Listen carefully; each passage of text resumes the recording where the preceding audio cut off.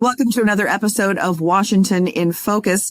I'm the Center Square's state government reporter, Carlene Johnson. Along with me today is TJ, our investigative reporter, who has written an article this week about some actions taken by Seattle Mayor Bruce Harrell in anticipation of something that hasn't happened yet. And we've created a whole task force now. This is in anticipation of President Trump potentially calling up the National Guard to the city of Seattle. Hasn't happened yet, but we've been watching things unfold in Portland. And so I guess the mayor is trying to get the jump on this. So catch us up to speed, TJ, on what Mayor Bruce Harrell has done this week. Yeah, so he signed 2 executive orders that are really designed to minimize and restrict any local resources from being used to enforce immigration laws, while using local resources to monitor the National Guard, to alert people who live here about their rights. Procedures for how law enforcement respond to 911 calls involving someone who is believed to be a federal immigration law enforcement officer. So it's interesting because they can't stop the National Guard from being deployed. So yeah, the governor signed a bill earlier this session that had to do with, National Guard being deployed to the state from other states by other governors, but it doesn't concern the president, who can activate them. What was interesting I saw in your article, TJ, was that the executive order sets up a process of reporting. It's like you've written a lot on snitch lines. So this seems like another, you think there's a National Guard member in your, community. You think there's a federal military troops here. Please call and report it so we can respond, kind of a thing. Explain how that's going to work. Well, it's going to be kind of dicey because you have federal agents that are trying to enforce federal laws, and then you're having state resources being used to restrict it. And then also they could be potentially aiding people who are not here legally. So effectively, they are criminals. I think that this is an important point to keep in mind, is that people who are in the country illegally are engaging in criminal behavior. And so the state could get into the local city of Seattle, and the state could get into trouble if they're caught aiding and abetting illegal aliens or harboring them. And we've seen that in other states where a judge actually tried to literally and physically hide an illegal alien from law enforcement and got arrested. I'm going to read a line from your article here and get your reaction to this, because I thought this was really interesting. It reminded me of what's been happening in Portland. But it says the EO declares that in the event of organized First Amendment activities during a unilateral deployment of the National Guard or other troops, the city supports the right of people to make their voices heard and shall offer to work with organizers to help keep protests peaceful and minimize the potential for conflict. So this leads me to believe that Seattle police may have already received sort of stand down orders, like we understand has happened in some other cities, to make sure that we're protecting the rights of the protesters, who in some cases have gotten pretty in your face and violent. Yeah, there's a lot that could be read into that. You could have police that are being told to stand down, that are being told to actually aid protesters and assist them. So yeah, this is going to be very interesting to watch unfold if Trump actually deploys the National Guard and starts going after and starts enforcing, immigration laws through the National Guard. So it's I think where, again, the city could get into trouble is if it's actively undermining these efforts. And also it begs the question of why there's this emphasis on this, because as other media outlets have reported, I think it was the King County jail system had a couple of officers there who were not here legally.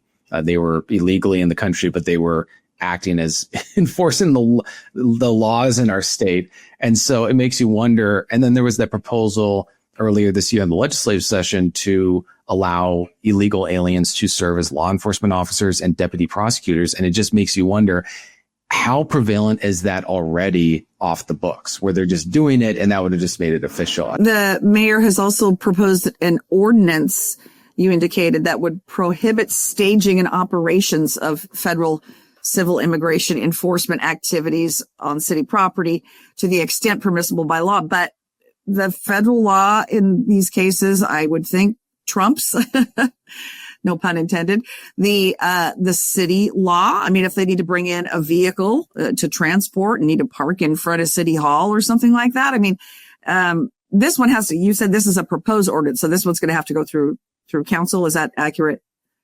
Yeah, it's going to have to go through the council. I find this I find it interesting that local governments and also the state are all about restricting the use of local resources to the federal government, but yet this isn't the city of Seattle, but our state attorney general has sued the Trump administration dozens of times within a year, and most of those, if not a lot of them, concern federal funding going to the state. So they're very much supportive of the federal government giving them money, but when it comes to enforcing stuff, they want them to be hands off. Mm. Yeah. And then you think about all the time, effort, energy, taxpayer dollars that go into just the mayor spending his time right now and his staff spending time to draft these executive orders to come up with a proposed ordinance that has to be considered before council, all in anticipation of something that may never even happen. But boy, we're going to beef up and be ready in the event that it does. Seems like there's got to be a lot of taxpayer investment going into this preparation. I think what's also interesting is they're taking this very seriously, and one would wonder if they took other issues as seriously in the city that is a current problem, how quickly those problems would get solved, like homelessness or public safety. Yeah. Right. And then you've got Seattle police being instructed, I guess, how to respond to these 911 calls when it's, people freaking out going, I just saw an ICE officer, or I saw somebody dressed in his National Guard fatigues. I'm a little bit concerned what's happening. So my question then to the mayor, I guess, is, are Seattle police officers being told to prioritize those calls ahead of, say, a business owner who says, I just got burglarized again, when we already, have such lag in response times for even critical incidents? Are they being told to prioritize this ahead? It incentivizes people to claim that an ICE agent isn't really an ICE agent. And then the police are going to be instructed by the city that you need to demand identification. And if that occurs in the wrong context or wrong situation, when they're in the middle of an arrest and the local police shows up and says, like, before you do this, you got to show that you're actually who you say you are, that could lead to a very bad standoff. And if I was a Seattle police officer, that's not exactly a position I want to be in, because if it's going to come down to who has more power, I think the federal government's I think as we've learned over the years, if there's a fight between a state and the federal government's going to win. It has a pretty strong history and track record of winning these conflicts. So I just think that I don't know if Seattle police officers are going to be really zealous to show up to these 911 calls until maybe after the fact, so that they can figure out. But if they're expected to do something in the middle of an arrest of someone, I think that there's the potential for things to get ugly, but I think I think cooler heads will prevail when it comes to who actually has to enforce this stuff at the local level, because Bruce Harrell is not going to physically confront federal ICE agents himself, and neither is the Seattle City Council. Neither is Nick Brown or Bob Ferguson. They're not going to physically be the ones to confront them on this stuff. They will go after them through the court system, but somebody's got to go answer these 911 calls. Someone has to be there during anti-ICE protests. Someone else has to actually be there and make decisions in real time. And I think those people are going to discretion is the better part of valor, I think will be the order of the day.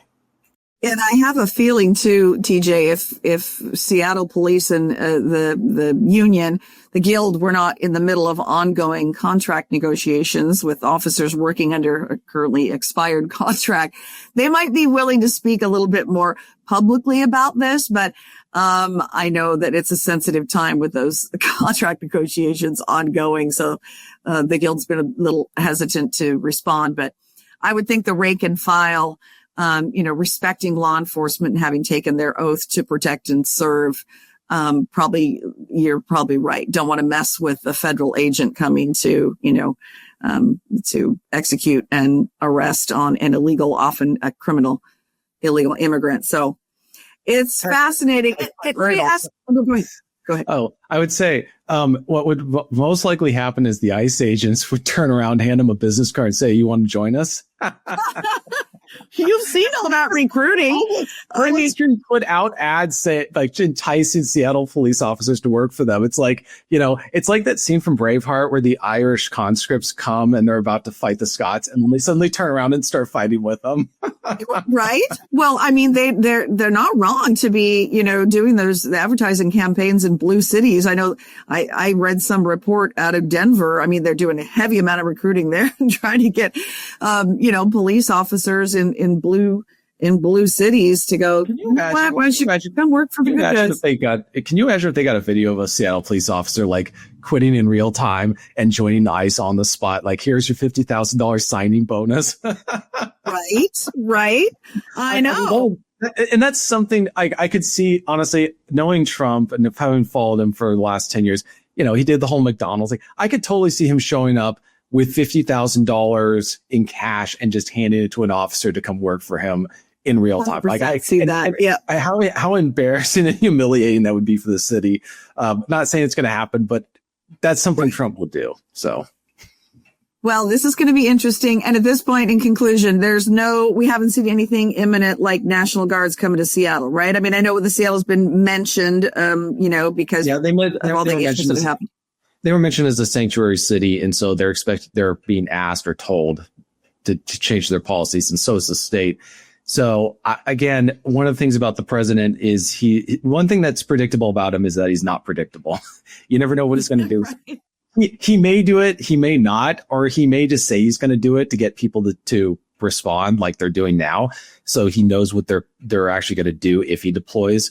So we'll have to keep an eye on it, but there's no telling what's actually going to happen. For readers who are interested in the article or other similar articles written by our investigative reporter, TJ Martinell, you can go to thecentersquare.com/Washington.